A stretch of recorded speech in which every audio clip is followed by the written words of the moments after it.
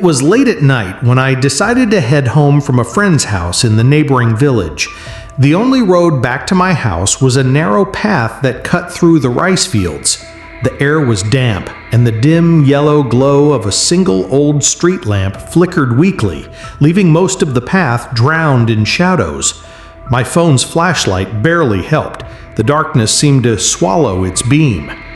At first, everything felt normal. The chirping of crickets and the rustle of rice plants swaying in the night breeze were the only sounds around me. The smell of wet soil after the day's rain still lingered in the air. I tried to walk quickly, eager to reach home before midnight, though the silence of the vast fields already gave me a strange unease. Halfway down the path, I suddenly became aware of another sound. It was faint, but distinct, like footsteps echoing behind mine. My heart began to pound, but I forced myself not to look back. Maybe it was just my imagination, I thought. I stopped walking. The footsteps stopped too. The silence pressed down heavily, almost unbearable. Gathering courage, I turned around and shone my phone's light behind me. Nothing, just the empty dirt road disappearing into darkness. My throat felt dry, and I let out a shaky laugh, convincing myself it was just nerves. I continued walking, this time a little faster, but the footsteps followed again, clearer than before. They were slow, deliberate, and unnervingly close. My palms began to sweat as a cold wind brushed past me, carrying with it a faint scent I couldn't place, like damp clothes mixed with something sour. The path felt endless now, each step heavier than the last. My instinct screamed for me to run, yet my legs hesitated, weighed down by fear. I didn't know whether to keep walking or break into a sprint, but one thing was certain. I was no longer alone on that dark rice field road. The closer I got to the bend in the path, the heavier the air felt. My skin prickled as though unseen eyes were watching me from every direction. When I reached the end of the dim light's reach, I froze. Just a few meters ahead, a figure was standing on the side of the road. She was facing the ground, her long black hair covering most of her face, and her white dress shimmered faintly in the moonlight. At first, I thought my mind was playing tricks on me. I blinked several times, but she didn't vanish. My heart pounded so hard it almost drowned out the silence around me. I wanted to call out, maybe to convince myself she was just a villager returning home late. But the way she stood, still, motionless, not even breathing, made my lips lock shut. I tried stepping backward, but as soon as my foot crunched against the dirt, the figure began to tilt her head slowly. My stomach dropped. Her movement was unnaturally stiff, like a puppet being pulled by invisible strings. Then, with an agonizing slowness, her face turned toward me. I caught a glimpse of pale, cracked skin and eyes that glowed faintly in the darkness. Fear seized me completely. Without thinking twice, I bolted forward, running past her with every ounce of strength I had. I didn't dare look back, though I could feel her presence brushing against me as I sprinted by. The air grew icy cold, and for a brief second, I heard a low whisper. Something I couldn't understand, but knew wasn't meant for the living. The path seemed endless as I ran, my legs trembling, lungs burning, but I didn't stop. Only when I reached the first cluster of houses did I finally collapse onto the ground, gasping for air. The silence had returned, but the dread in my chest lingered. It felt as though part of that darkness had followed me out of the fields. The next morning, when I told a few villagers about what I had seen, their faces turned grim. One of the elders nodded and said, "You've met the lady in white. She has been there for years, ever since a woman from our village disappeared in those fields. Many have seen her, but not all dared to talk about it." From that day on, I never took that road alone at night again. It was around midnight when I finished working late at a small office in town. To save time, I decided to take a shortcut back to my boarding house. That shortcut, however, passed directly beside an old graveyard that everyone in the village whispered about.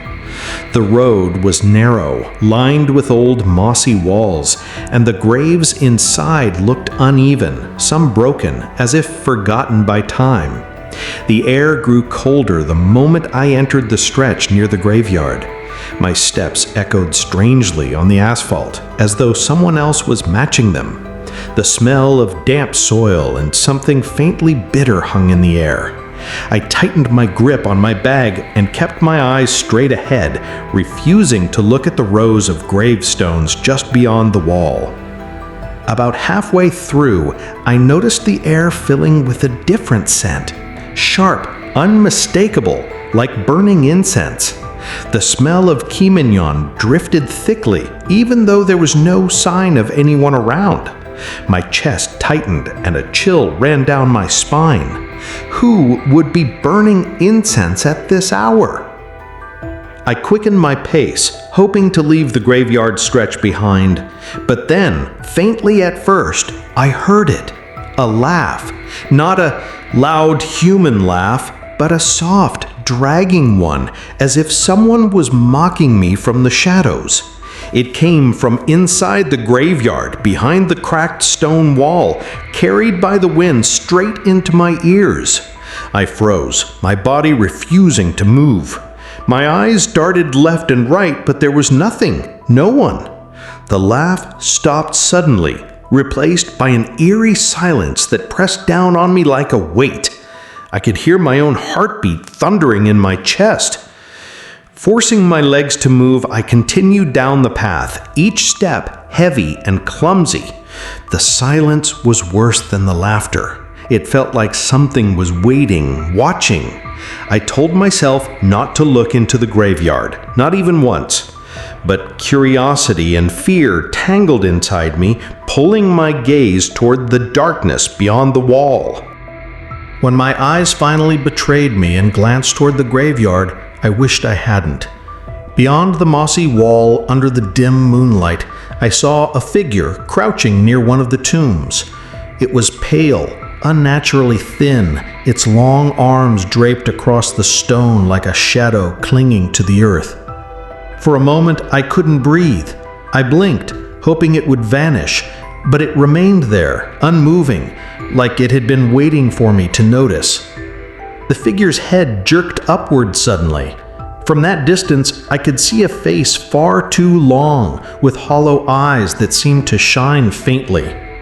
It let out another laugh, this time clearer, a horrible mixture of a chuckle and a groan, the kind of sound that claws into your chest.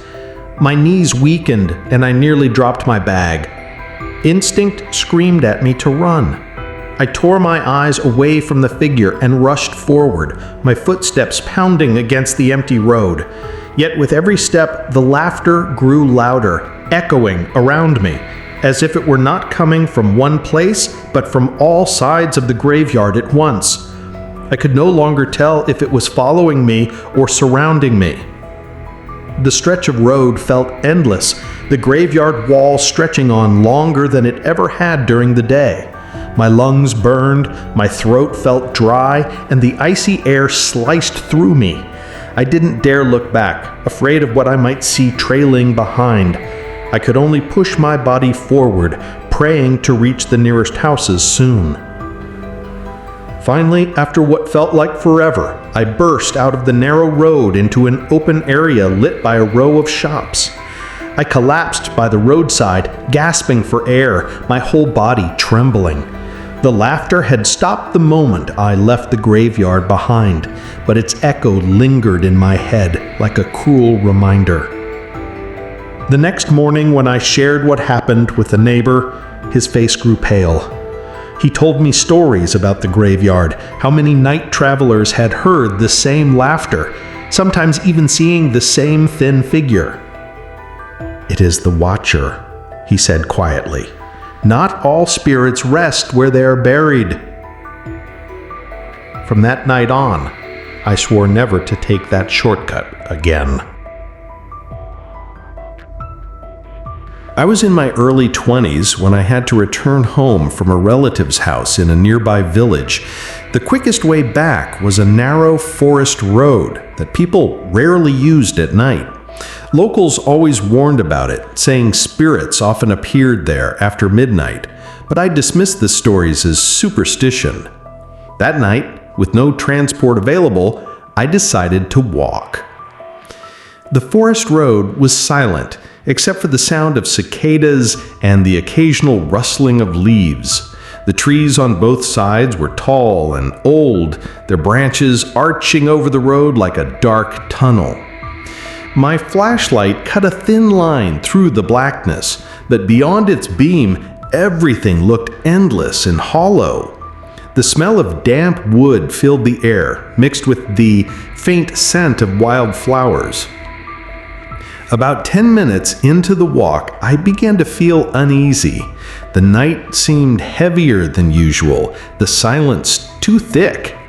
Every now and then, I thought I heard something moving among the trees, quick, fleeting sounds like twigs snapping or leaves being brushed aside.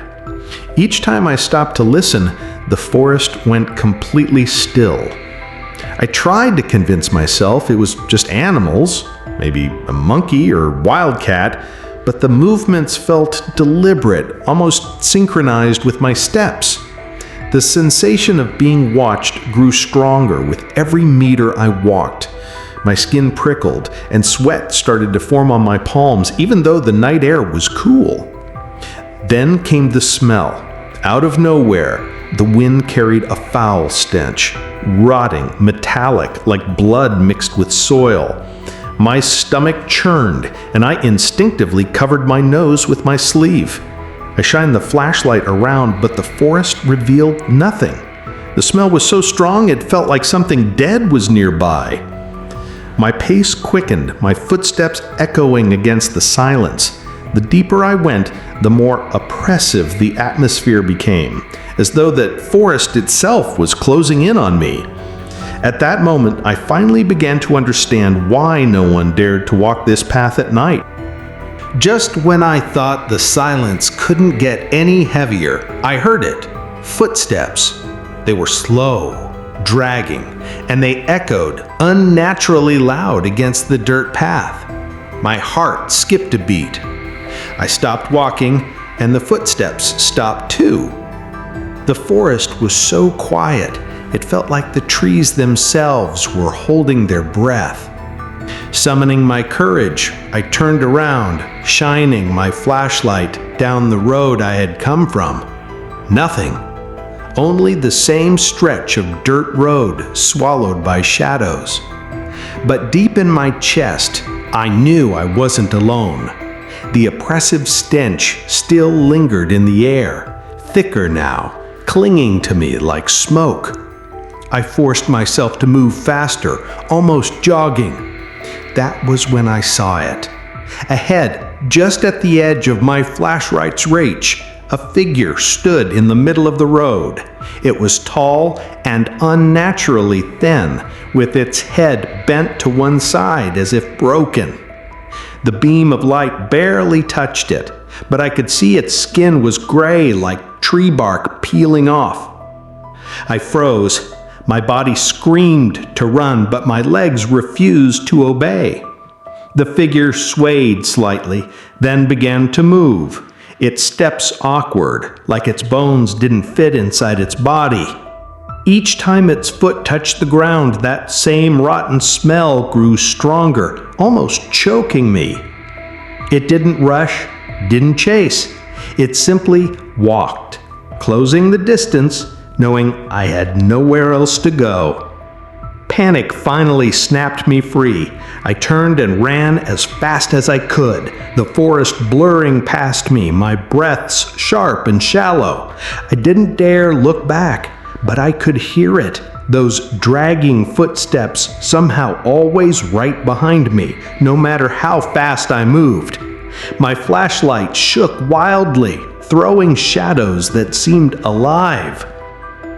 At last, after what felt like hours, I burst out of the forest road and onto the open fields near my village. The air was fresh again, the foul stench gone. I collapsed on the grass, shaking and drenched in sweat. Later, when I told the villagers what I had seen, they only nodded knowingly. "The forest has its guardian," one of them said quietly. "Not all who walk there at night are meant to return." From that night onward, I never stepped into that forest road again. There was a night when I had to return home after visiting a friend's house near the market. The shortest way back was a small dirt path running alongside the river. Locals often warned against using that road after dark, saying strange things lurked near the water, but I thought it was only old folklore. That night, with the streets empty and the sky covered in clouds, I took the path anyway. The sound of flowing water was loud in the stillness of the night. The river shimmered faintly in the weak light of the moon, while the trees along the bank leaned over as if listening. The path was uneven, with grass and mud squishing under my shoes. At first, the air felt cool and calm, almost peaceful compared to the noise of the market earlier. But as I walked deeper along the riverbank, I felt the temperature drop sharply. A heavy chill crept into my bones, far colder than the night air should have been. I wrapped my arms around myself, trying to shake it off. That was when I noticed the water. It no longer looked calm. Ripples spread across the surface, even though there was no wind. I slowed my pace, shining my phone's flashlight toward the river. The beam reflected off the dark water, and for a brief moment, I thought I saw something pale beneath the surface, moving slowly against the current. I blinked, and it was gone. My heart beat faster, but I forced myself to keep walking, convincing myself it was just a fish. Then came the sound, soft at first, like a woman humming a lullaby. It drifted through the air, carried by the river, growing clearer with every step I took. The melody was low, haunting, and unlike anything I had ever heard before. My skin prickled, and my hands shook as I tightened my grip on the phone. I stopped walking, frozen by fear. The humming didn't stop. It was close now, as though the voice was right beside me, rising from the water itself. The river's surface rippled again, and I could swear I saw long strands of black hair floating just above the waves. My legs felt heavy, but I forced myself to take a step back from the river's edge. The humming grew louder, weaving through the rustling of the trees, as if the whole river was singing. Then, suddenly, the song broke into a soft laugh. A woman's laugh, distant, yet unbearably close. My chest tightened, and I clutched my bag as if it could protect me from whatever was lurking in the dark water. The flashlight trembled in my hand, its beam dancing across the river. That was when I saw it. A pale face rising slowly above the surface. The eyes were hollow, the skin almost bluish, strands of black hair clinging to it like wet weeds. The figure hovered just above the water, watching me without blinking. My breath caught, and I stumbled backward onto the muddy path. I scrambled to my feet and ran, my shoes slipping on the damp soil. Behind me, I could hear splashes in the water, as if something was moving along the river, keeping pace with me. The humming started again, broken, uneven, but chasing me through the night.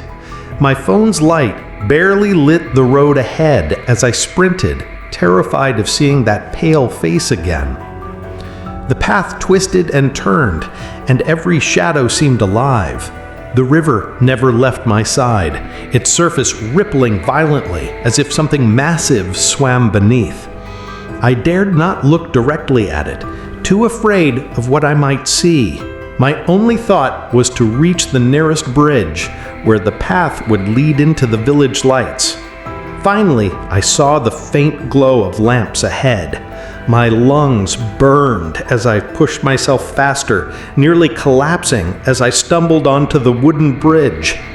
The moment I stepped onto it, the humming stopped.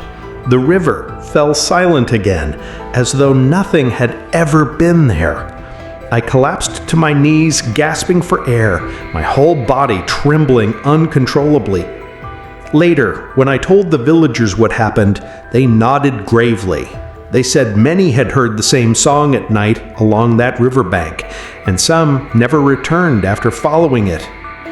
"The river has its own dwellers," an elder whispered. From that day forward, I swore I would never again take that path by the river after dark.